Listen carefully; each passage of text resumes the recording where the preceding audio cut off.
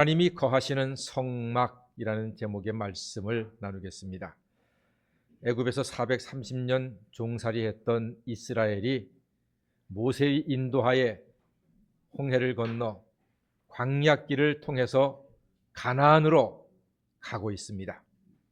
하나님은 광야의 시내산에서 이스라엘 백성들에게 이렇게 말씀하셨습니다. 내가 그들 중에 거할 성소를 지어라 그랬습니다. 뭘 지으라고요?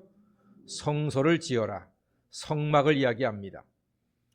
하나님은 단지 우리를 구원하시고 구경하시는 분이 아닙니다. 그분은 늘 우리와 함께 동행하기를 원하십니다.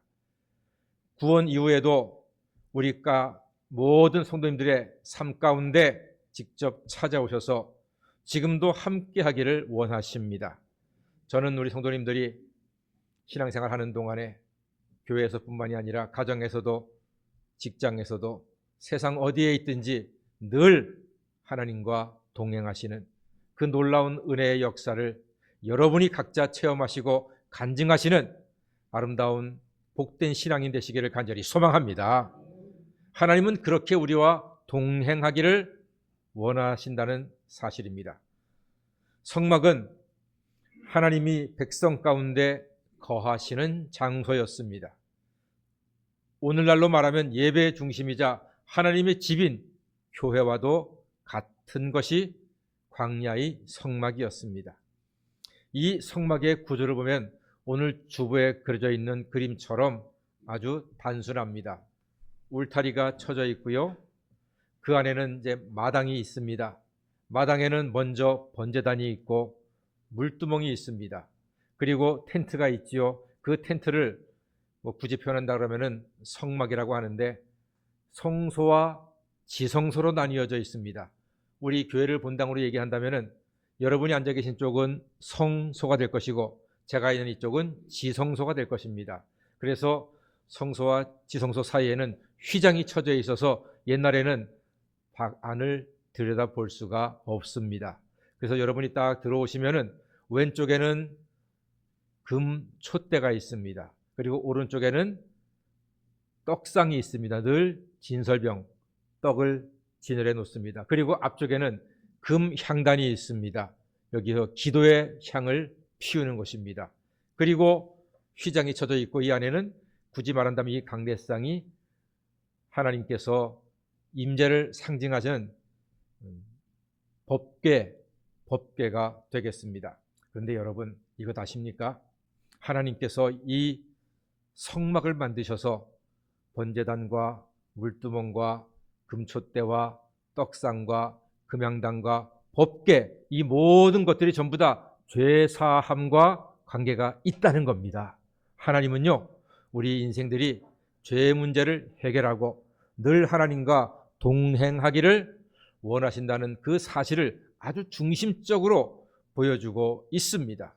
그래서 번제단은 제물을 태우는 것이요 물두멍은 제사장의 몸을 씻어서 거룩하게 하는 것이며 촛대는 어둠을 밝히는 것이고 떡이 놓여 있는 떡상은 늘 하나님께서 우리에게 육신의 양식까지도 채워주시는 분인 것을 가르쳐주며 또한 늘 기도의 향을 피워서 하나님께서 우리에게 기도하기를 원하시고 그 기도에 응답하기를 늘 기뻐하시는 하나님이셨으며 마지막 지성소에 있는 이 향단은 그리고 이 언약궤는 하나님께서 늘 우리와 함께 하시고 우리의 죄를 사해 주신다 하는 확실한 증거로서 하나님의 임재의 상징으로서 우리에게 허락하신 귀중한 성물인 것입니다. 그러므로 모두 다 죄 사함과 연관이 되어 있습니다. 그런데 여러분 하나님이 우리의 죄를 사하시는 최고의 결단은 무엇입니까? 예수님의 십자가입니다. 그러므로 이 성소의 모든 것들 기구들은 결국은 누구를 나타내는 것이겠습니까? 예수 그리스도를 나타낸다고 하는 사실을 기억하시면 되겠습니다. 그래서 성막은 단순한 천막집이 아닙니다. 그 모든 기구에는 우리의 죄를 사하시는 하나님의 깊은 사랑의 의미가 담겨져 있습니다. 자, 주부에 나와 있는 그림을 한번 보십시오. 다 보면 위에 있는 그림을 볼 때 왼쪽이 입구입니다. 그러면은 빨간색 그림이 뭐라고 써 있습니까? 번제단이라고 써 있습니다. 이 번제단은 죄의 용서를 위한 희생의 단입니다. 모든 짐승을 거기에서 불러 태웁니다. 사람이 소든 염소든 양이든 가지고 오잖아요. 그럼 제사장이 그 짐승 머리에 손을 얹고 기도합니다. 그러면은 사람의 죄가 짐승에게로 옮겨져요. 그리고 그 짐승을 잡아서 거기서 각을 뜨고 불로 태우는 겁니다. 그게 번제단입니다. 그렇게 해서 죄를 용서받게 하는 사하시는 단이 바로 번제단이 되겠습니다. 그리고 그 파란 색깔은 물두멍입니다. 큰 욕조와도 같은 대야입니다. 이것은 제사를 집례할 제사장의 몸을 씻는 겁니다. 그래서 거룩한 씻음으로 하나님 앞에 나아가는 것입니다. 그래서 에베소 5장 26절에 이는 곧 물로 씻어 말씀으로 깨끗하게 하사 거룩하게 하시고 라고 말씀합니다. 옛날 제사장은 물로 씻었습니다. 이제 우리는 물로 그리고 성령의 역사하심으로 우리의 영과 육을 깨끗하게 씻고 하나님 앞에 온전한 모습으로 예배 드리고 있습니다. 지금 여러분께서는 하나님 앞에 나와 예배 드리는데 이 시간 주의 성령께서 역사하셔서 옛날 제사장의 몸을 씻었듯이 주의 성령께서 그리고 우리의 말씀으로 우리의 영이 깨끗하게 씻음받고 거룩한 하나님 앞에 나와 온전한 예배를 드리는 귀한 시간이 되는 줄로 믿습니다. 그게 바로 씻음입니다. 그리고 성막 안으로 들어옵니다. 들어오면 왼쪽에 촛대가 있습니다. 이것을 등잔대라고 합니다. 빛으로 어둠을 밝히는 것입니다. 예수님은 세상에 빛으로 오셨습니다. 그래서 요한복음 8장 12절에 나는 세상의 빛이니 나를 따르는 자는 어둠에 다니지 아니하고 생명의 빛을 얻으리라 말씀하셨습니다. 어두운 인생길 눈을 뜨고 있어도 넘어집니다.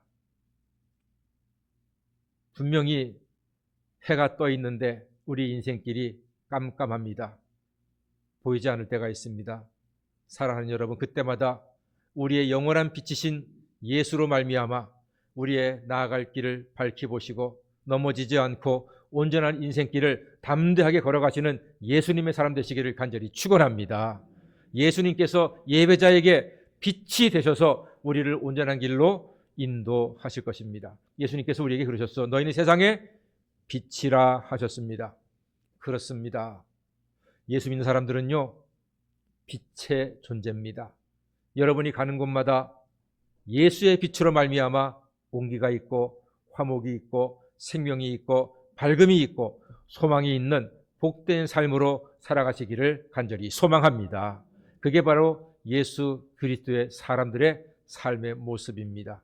그러니까 막 절망스럽고 답답하고 우울한 그러한 사람들의 모임 가운데 우리가 감으로써 빛이신 우리가 감으로써 빛이신 예수님께서 우리의 빛이 되어주심으로 내 빛이 아니라 내가 믿는 예수의 빛으로 우리의 삶에, 우리의 가정에, 우리의 모임에, 우리의 직장에 소망의 빛이 가득해서 우리 때문에 많은 사람들이 소망을 얻고 회복하는 놀라운 은혜의 역사가 예수로 말미암아 허락되시기를 간절히 소망합니다. 그리고 오른쪽에 보면은 진설병이 놓여져 있습니다. 이것은 바로 떡상입니다. 하나님께서는 우리의 영의 양식만이 아니라 육의 양식에도 관심을 갖게 계신다는 사실을 기억하십시오. 예수님은 생명의 떡이십니다. 요한복음 6장 35절에 나는 생명의 떡이니 내게 오는 자는 결코 줄이지 아니할 터이요 나를 믿는 자는 영원히 목마르지 아니하리라 하셨습니다. 정말 감사한 것은 우리 하나님께서는 우리 성도들이 영의 양식만이 아니라 육의 양식까지도 책임져 주시고 배불리 먹을 수 있도록 인도하신다 하는 사실을 기억하시기를 바랍니다. 예수님께서 가르쳐 주신 기도에 일용할 양식을 주옵시고 라고 기도하라고 하셨습니다. 일용할 양식을 위해서 기도하는 것 결코 부끄러운 것이 아닙니다. 먹어야 일을 하지요. 먹어야 공부하지요. 먹어야 살림하지요. 먹어야 예배도 드리지요. 먹는 게 중요합니다. 먹는 게 정말로 가치 있는 일입니다. 교회에서도 그렇습니다. 주방에서 봉사하시는 우리 권사님들, 집사님들 너무나 귀중한 사명을 감당하시는 분들입니다. 왜? 우리가 먹어야 되니까. 먹고 힘을 내야지만 또 예배하고 사랑하고 일을 할 수 있지 않습니까? 그런데 우리가 당연히 먹는 그 일들을 하나님께서 책임져 주셔서 우리에게 공급해 주시는데, 오늘 이 성막 안에도 진설병이 있잖아요. 먹는 게 그렇게 중요한 겁니다. 먹지 않으면 아무것도 할 수가 없습니다. 그러므로 우리의 삶에 있어서 우리와 우리 자식들이 대를 이어가면서 하나님이 주시는 영의 양식과 더불어 육의 양식도 여러분의 가정에 충만해서 여러분의 쌀독에 가루가 떨어지지 않고 병에 기름이 마르지 않는 하나님의 은혜가 늘 넘치시기를 간절히 축원합니다. 하나님께 기도하셔야 합니다. 하나님이 도와주실 것입니다. 그리고 분향단이 있습니다. 이 향은 성도의 기도라고 성경이 말합니다. 여러분 이거 아세요? 요한계시록에 저는 그 장면이 너무나 감동적인데, 우리가 기도하잖아요. 그러면은 그 기도의 향을 천사가 내려와서 은쟁반에 우리의 기도를 담아가지고 하나님께 갖다 드린대요. 우리 기도를 그냥 연기처럼 흩어지는 그러한 바람처럼 사라지는 기도가 아니라, 우리가 예수 이름으로 기도할 때 천사가 우리의 기도를 은쟁반에 담아서 하나님께 갖다 드리면은 하나님께서 그 기도를 받으시고 하나님의 뜻에 따라 하나님의 때에 하나님의 방법으로 하나님의 사랑과 능력으로 우리에게 허락하실 줄 믿습니다. 그 기도는 우리가 드리는 기도인데 누구의 이름으로 드립니까?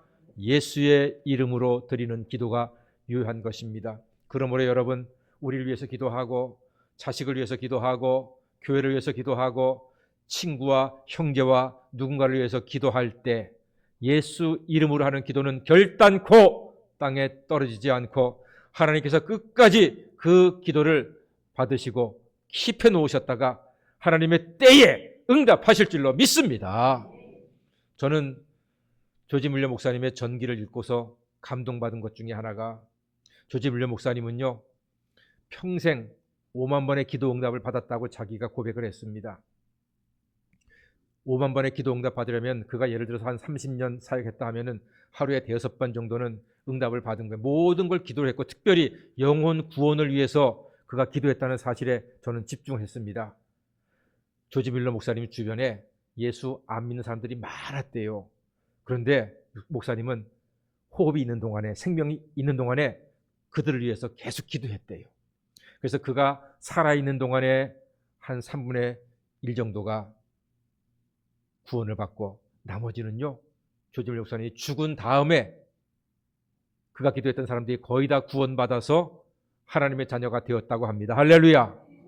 그러므로 지금 내가 하는 기도가 도대체 저 사람이 구원받을 것 같지도 않고 도대체 저 사람이 회개할 것 같지도 않지만, 내가 하는 기도, 예수 이름으로 하는 기도는 결단코 땅에 떨어지지 않고 반드시 내가 죽은 이후에도 이 땅에 하나님께서 기억하셔서 그 기도의 응답의 열매를 허락해 주실 줄 믿습니다.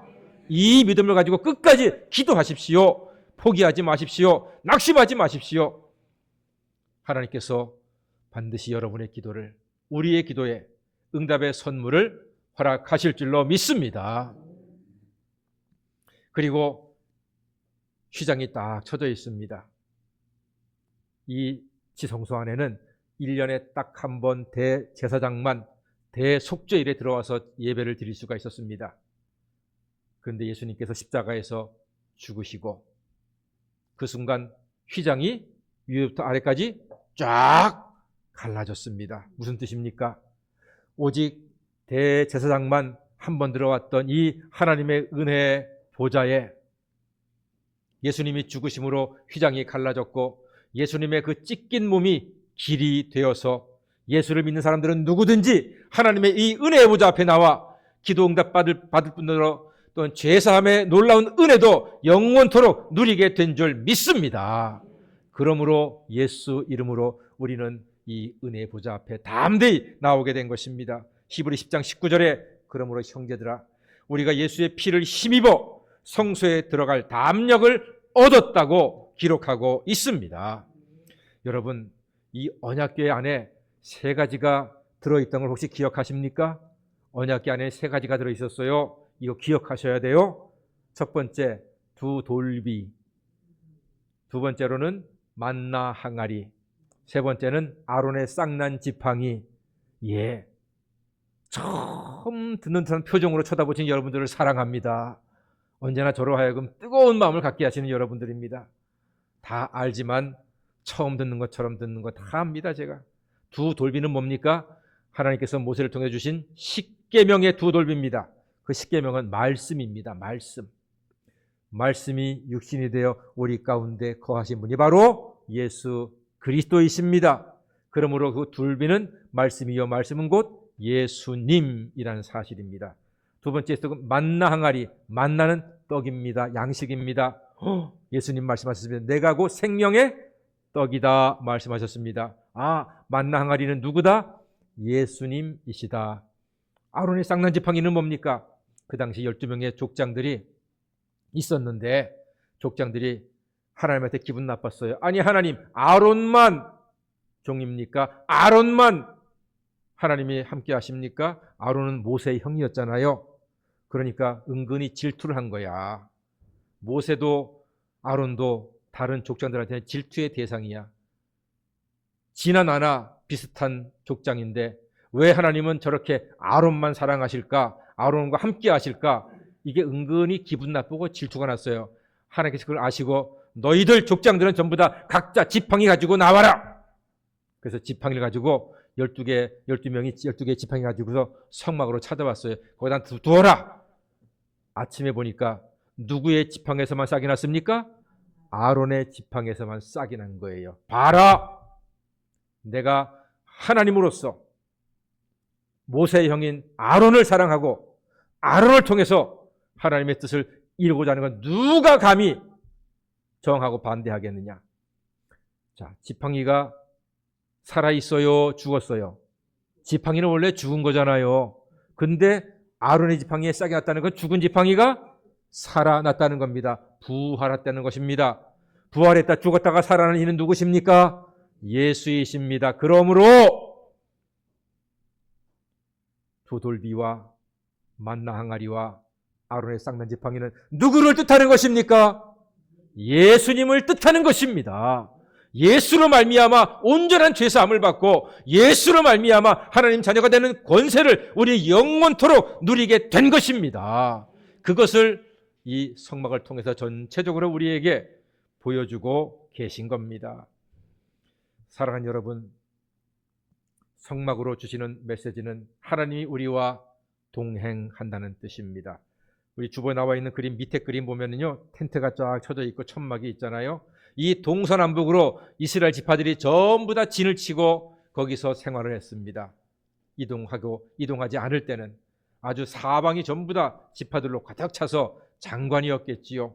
이 말씀은 하나님이 이스라엘 백성들과 함께하고 싶다, 동행하고 싶다는 뜻을 우리에게 보여주신 것입니다. 그러므로 성막은 단지 건물이 아니라 관계의 상징입니다. 하나님이 우리와 함께 걷기를 원하시고 우리 삶의 끝까지 임재하시며 동행하기를 원하신다는 뜻이 담겨져 있습니다. 오늘날 우리 몸이 바로 성령이 거하시는 성전입니다. 고린도전서 6장 19절에 너희 몸은 너희가 하나님께로부터 받은 바 너희 가운데 계신 성령의 전인 줄을 알지 못하느냐 했습니다. 여러분의 몸이 하나님의 성전입니다. 성막 시대에는 이렇게 성막을 만들어서 하나님의 전이 되었는데 이제는 예수 믿는 사람들은 예수 안에서 여러분 한 분 한 분이 이 모든 성막을 대신한 충분한 하나님의 성전이요 거룩한 몸이요 하나님이 임재하시는 살아 역사하시는 하나님의 전이 되는 줄로 믿습니다. 그러므로 여러분 한 분 한 분이 그렇게 소중한 하나님의 자녀들이요 하나님의 전인 것입니다. 성막은 옛 이야기가 아닙니다. 옛날 이야기가 아닙니다. 그것은 예수님을 통해 오늘 우리 안에 임하신 여전히 함께 계시는 하나님의 이야기입니다. 오늘 하나님께서 말씀하십니다. 내가 너와 함께 거하기를 원한다. 나의 임재가 너의 삶의 중심이 되기를 원한다. 하나님이 이 성막을 통해서 말씀하시는 것입니다. 제가 이 성막 체험하는 장소를 진작에 알았어요. 그래서 한번 쭉 살펴보니까 너무 좋은 거예요. 그래서 우리 교인들과 꼭 한번 가고 싶다. 그렇게 벼르다가 이번 5월 6일 날 봄소풍 겸 수련회로 시간을 잡았습니다. 여러분 기대하셔도 괜찮을 겁니다. 오늘 제가 드렸던 말씀 아주 피상적입니다. 간단하게 말씀드렸습니다. 그러나 이 정도만 알고 성막 체험에 가면은 여러분이 큰 은혜가 될 것이고 새로운 영적 진리에 아마 가슴이 벅차기도 하실 것입니다. 이 시간이 너무나 귀중한 시간이 될 것입니다. 여러분, 옛날 목사님들은 그렇게 말씀했습니다. 신앙에는 3단계가 있다고 했습니다. 이 성막을 보면서 마당 있잖아요. 마당까지 오는 성도, 마당 신자라고 합니다. 두 번째 신자는 성소까지 오는 성소 신자라고 합니다. 마지막 세 번째는 지성소 신앙인이 있습니다. 여러분은 어디에 속하신 분입니까? 마당까지 오신 분입니까? 성소까지 오신 분입니까? 아니면 지성소까지 오신 분입니까? 부디 여러분 지성소까지 이르시는 신앙인이요 예배자요 하나님의 자녀로 살아가시기를 간절히 소망합니다. 다른 게 아닙니다. 어떤 사람이 지성소 신앙인이 되느냐? 여러분이 몇백만 원씩 11조를 안 해도 괜찮아요. 여러분이 매일마다 새벽 예배를 꼬박꼬박 드리지 않아도 괜찮아요. 여러분이 몸이 지칠 정도로 교회에서 봉사하지 않아도 괜찮아요. 그럼 뭡니까? 그럼 무엇이 지성소 신앙인인가? 예수 그리스도께서 나를 위하여 십자가에 죽으시고 나는 예수와 함께 십자가에서 죽고 예수가 부활함으로 내 죄가 씻음받고 나는 부활하신 예수와 함께 영생을 얻은 하나님의 자녀가 되었습니다. 내가 예수 이름으로 기도할 때 하나님이 나와 응답하시고 나와 함께 하시고 나는 영원히 내 인생에서 하나님께서 나의 주인 되시고 나는 하나님의 자녀로서 이 세상에서 복되게 아름답게 형통하게 살아가게 될 줄로 믿습니다. 이 믿음을 가진 사람이 지성소 신앙인이 되는 것입니다. 사랑하는 여러분, 우리의 신앙의 분명한 방향과 목적은 이제 정해졌습니다. 마당 신앙인은 예수님께서 비유하신 말씀대로 길가에 떨어진 씨앗 같은 존재입니다. 약간의 시험과 어려움이 있으면 금방 믿음을 놔버릴 그런 사람. 돌짝밭에 있는 신앙, 가시밭에 있는 신앙은 시험이 오고 금전적인 유혹이 오고 세상적인 타락의 유혹이 올 때 금방 또 넘어져 버리는 사람. 신앙이 자라려고 하나 가시가 기운을 눌러서 자랄 수 없는 사람. 그건 성소 신앙, 거기에 머물러 있는 것입니다. 지성소 신앙은 세상과 나는 간 곳 없고 구속한 주만 보이도다. 이 믿음으로 살아가는 사람이 나의 세상적인 소유와 명예와 권세와 상관없이 주님과 나와 이 세상에 정말로 둘이만 존재하는 듯한 그런 마음과 믿음으로 담대하게 하나님 바라보고 살아가는 사람, 그가 바로 진정한 신앙인이요 옥토밭에 떨어진 씨앗과도 같은, 그래서 30배, 60배, 100배의 결실을 하는 신앙인으로 살게 되는 것입니다. 저는 여러분과 함께 마당 신자를 넘어 성소 신자를 넘어 지성소 신앙인으로서 담대하게 평안하게 감사하며 하나님께 예배하고 은혜 받고 하나님의 영광을 위해서 살아가는 우리의 평생이 되기를 간절히 소망합니다. 우리 모두 간절히 구하옵나니 지성소 신앙인이 되어서 광야 같은 인생의 모든 순간마다 하나님을 만나고 하나님과 동행하고 하나님과 함께 형통한 사람으로 복되게 살아가시는 모든 성도가 되시기를 주의 이름으로 간절히 축원합니다. 아멘. 기도하겠습니다. 사랑의 주님, 우리들이 광야 같은 험한 세상에 살아가면서도 마당 신앙을 지나 성소 신앙을 넘어 지성소 신앙으로 들어가서 예수와 함께 예수의 이름으로 예수의 능력을 힘입어 험한 세상을 이기는 형통한 사람이 되게 하여 주시옵소서. 예수님의 이름으로 기도하옵나이다. 아멘. 우리 찬송가